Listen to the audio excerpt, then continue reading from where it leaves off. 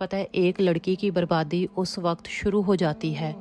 جب وہ اپنی مختلف قسم کی تصویریں اور ویڈیوز کسی غیر محرم کے حوالے کر دیتی ہے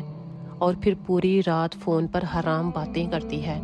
اور پھر چھپ چھپ کر اسے ملاقاتیں کرتی ہے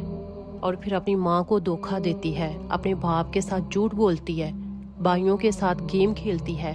کہ میں کچھ بھی غلط نہیں کر رہی، غلط کر کے بھی غلط کو تسلیم ہی نہیں کرتی۔ اور پتہ ہے دنیا میں سب سے ناقابل برداشت ذات نامحرم مرد کی ہے۔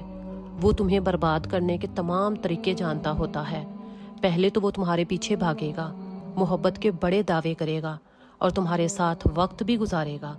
پھر وقت کے ساتھ وہ تم سے دور ہو جائے گا۔ تمہارا یقین حاصل کرنے کے بعد وہ تمہیں توڑے گا، تمہارا غرور چھین لے گا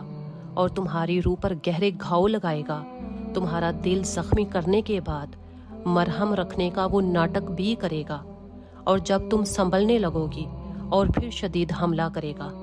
اور پھر وہ تمہیں اس حال میں چھوڑ دے گا کہ تم اٹھ بھی نہیں سکو گی اور سنبھل بھی نہیں سکو گی، تم ہار جاؤ گی،